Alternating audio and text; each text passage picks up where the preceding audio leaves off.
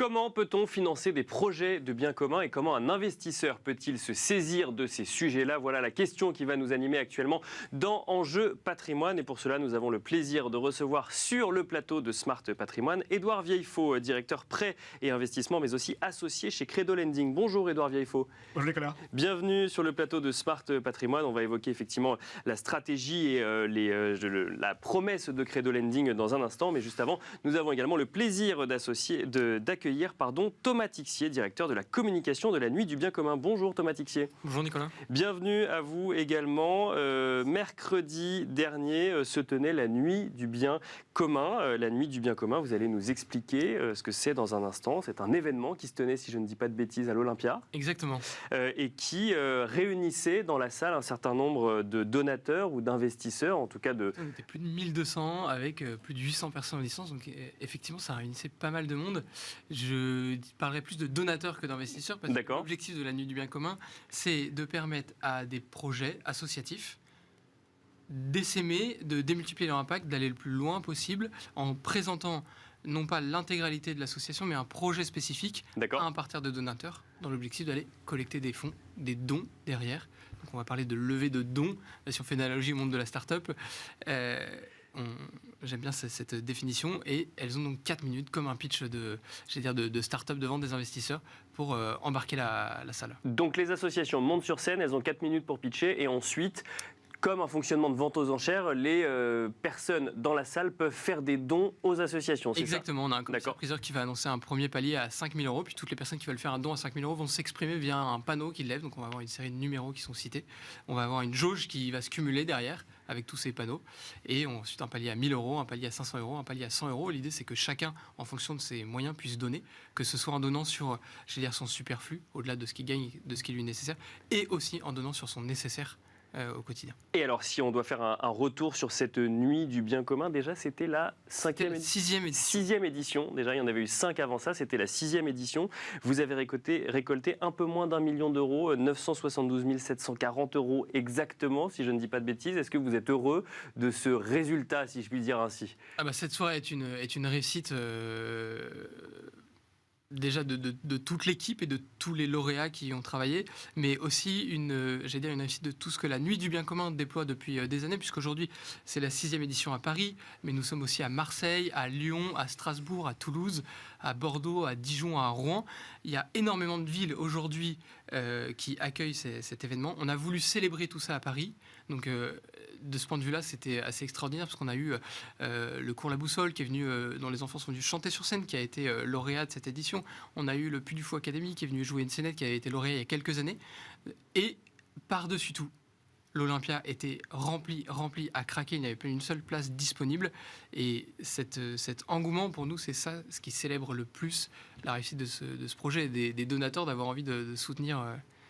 Alors justement, donc la Nuit du Bien Commun, vous nous l'avez dit, c'est des associations qui viennent pitcher. Si on rentre un petit peu plus dans le détail de ce qu'on définit comme un projet de bien commun, on trouvait quoi sur scène lors de l'événement? Pas mal de projets, donc on avait 12 projets.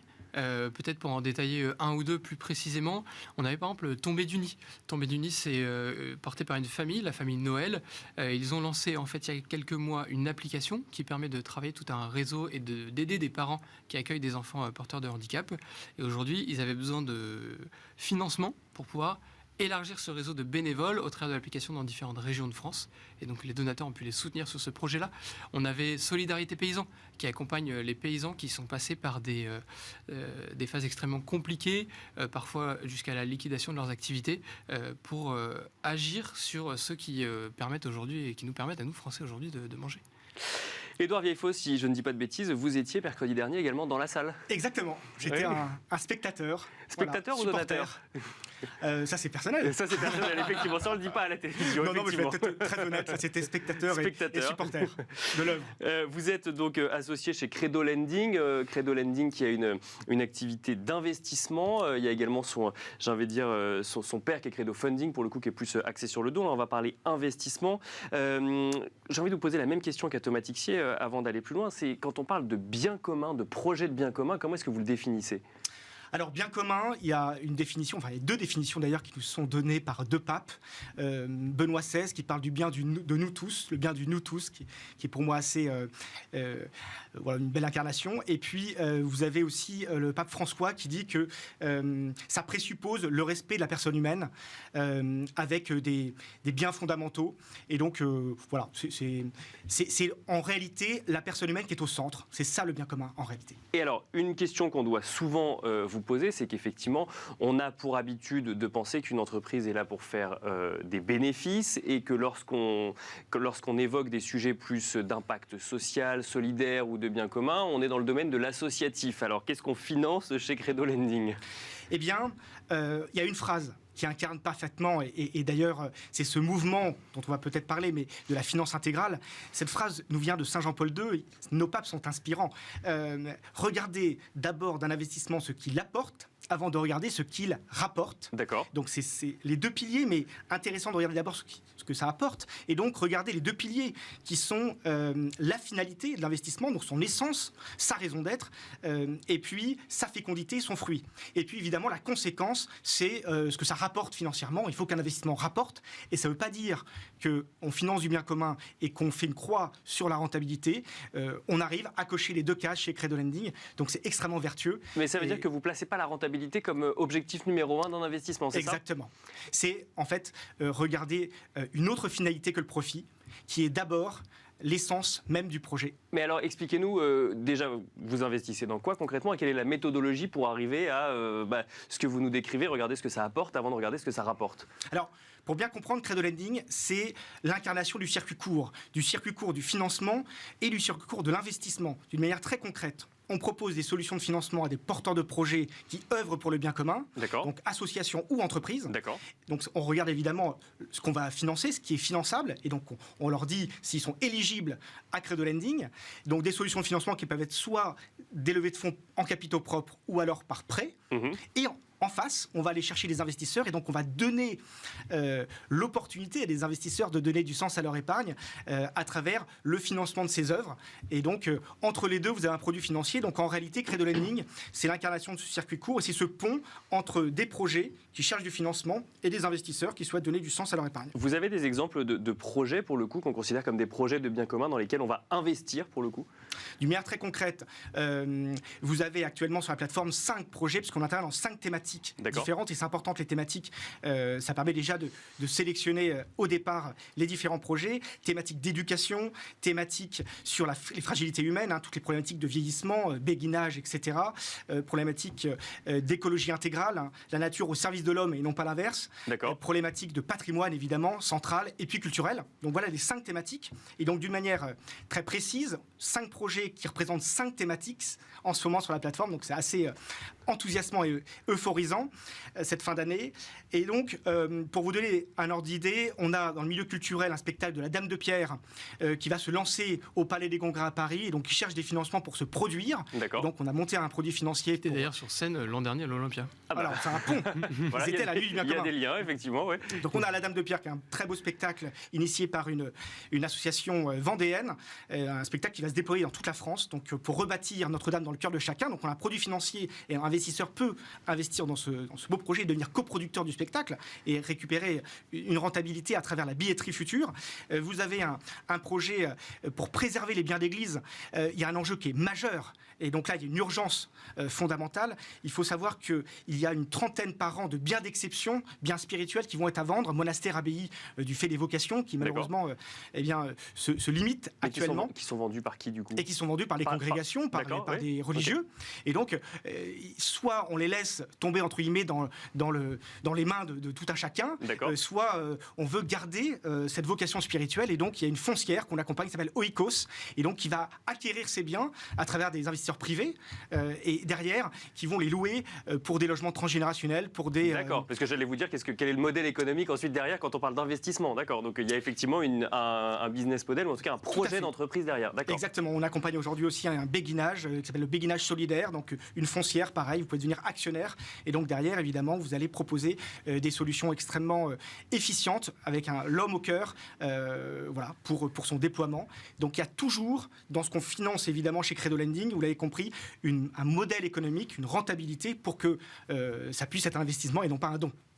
Alors, vous avez mentionné rapidement ce que vous appelez la finance intégrale.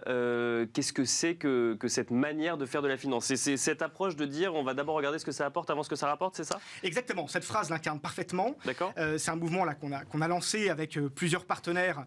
C'est très intéressant et ça monte entre guillemets en puissance. C'est donc regarder aussi d'un investissement sa finalité autre que par le profit, et donc la finalité doit être le bien commun, c'est-à-dire la personne au cœur. Et donc pour être plus précis que ça, c'est en réalité avoir comme finalité le développement humain intégral. D'où vient le mot intégral, et donc finance intégrale.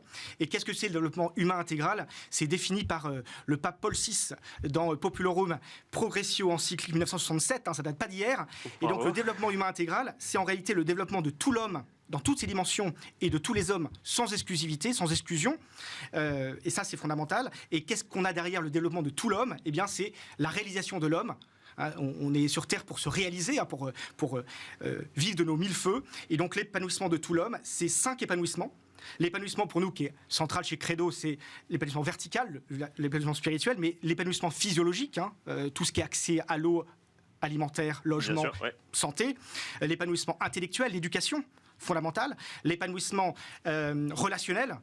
Et donc tout ce qui permet de nous interlier est très important pour l'épanouissement personnel. Et puis l'épanouissement dans son écosystème, donc toutes les problématiques environnementales. Et à travers ces 5 épanouissements, en fait, on touche toutes les problématiques de chacun. Et on peut résumer tout ça par de l'impact. C'est de l'impact. Justement, c'est la question que j'allais vous poser. C'est quand on parle de finances durables, finances à impact, finances solidaires, du coup, quelle place pour la finance intégrale? C'est-à-dire qu'il y a un volet de chacun de ces sujets-là dans la finance intégrale? Exactement. En fait, cette finance intégrale, elle recoupe l'ensemble de ces initiatives. L'idée, c'est de regarder vraiment l'investissement de par ce nouveau prisme, ce nouvel œilleton. C'est regarder d'abord son essence, à quoi il va servir pour l'homme, avant de regarder la partie financière. Thomas Tixier, je reviens vers vous. Alors effectivement, on a commencé avec vous, on a parlé de la vie du bien commun, on a parlé du don. Là, il y a un seul et même objectif de ce qu'on prend de vos 2 initiatives, c'est le sujet bien commun, projet de bien commun, mais il y a du don ou de l'investissement. Est-ce qu'il faut choisir entre les deux? Est-ce qu'il faut choisir entre les deux? Non, je pense qu'il ne faut pas choisir entre les deux. Ce n'est pas la même manière d'utiliser son argent. Ce qui est intéressant avec l'investissement, c'est qu'on va chercher à faire fructifier, ce qui va permettre peut-être de réinvestir demain, de redonner demain.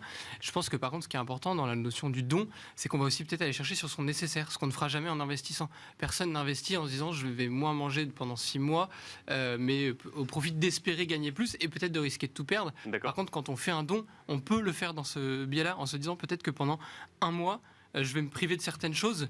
Si vous faites un don de 100 €, 34 €, on n'est pas très loin d'un abonnement à une chaîne de TV Bien sûr, ou autre.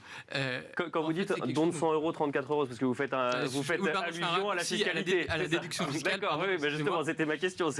Il y a un sujet fiscalité quand on fait un don. Il peut y avoir ce sujet fiscalité, c'est là-dessus que je voulais en arriver. Et du coup, ça ramène à quelque chose qui finalement, je vais me priver peut-être de mon abonnement TV, et c'est pas si excessif que ça, mais je vais quand même m'en priver pendant 1 mois. Et à l'inverse, on peut aussi parfois aller, beaucoup encore de nos concitoyens n'ont malheureusement pas les moyens de défiscaliser et d'aller au-delà de ça. Une question un peu provocatrice, Thomas Tixier. Vous êtes donc 6e édition de la Nuit du Bien Commun. Vous êtes arrivé juste en dessous d'1 million d'euros. Est-ce que l'objectif pour l'année prochaine, c'est d'aller au-dessus d'1 million d'euros? L'objectif, il n'est pas forcément financier? Non, l'objectif financier, il a pas d'intérêt. On n'est pas en train de faire de l'investissement. Justement, on fait du don. Notre objectif, c'est que les associations qu'on présente sur scène, elles passent par un processus de sélection rigoureux. Leur projet, il tient dans une enveloppe. L'objectif, c'est de les aider à financer cette enveloppe. C'est pas juste d'injecter de l'argent pour injecter de l'argent. On n'est pas dans le stade... on a aujourd'hui des belles licornes qui lèvent des milliards en France. On a des très belles licornes, j'allais dire, dans le monde associatif. Mais elles se font par leur impact, par leur service du bien commun. On ne définirait jamais une licorne dans le monde associatif par les sommes d'argent qu'elle brasse. On la définira par son impact au service du bien commun. Et ça, je pense que pour le coup, la notion de don rend un immense service à la finance en recentrant l'humain et le don au service du réel. Donc on revient sur cette idée de on regarde ce que ça apporte. Exactement. Tout simplement. On regarde ce que ça apporte, effectivement, comme disait Edouard, avant de regarder ce que ça rapporte. Je pense que c'est essentiel aujourd'hui. Merci beaucoup, messieurs, d'être venus sur le plateau de Smart Patrimoine nous détailler effectivement donc les initiatives portées chez Credo Lending et les initiatives portées au sein de la Nuit du Bien Commun. Merci Edouard Vieillefaux, directeur prêt investissement associé chez Credo Lending. Merci beaucoup. Merci Nicolas. Merci Thomas Tixier, directeur de la communication de la Nuit du Bien Commun. Merci beaucoup. Merci beaucoup Nicolas. Merci à vous de nous avoir suivis et on se retrouve très vite sur Bismart.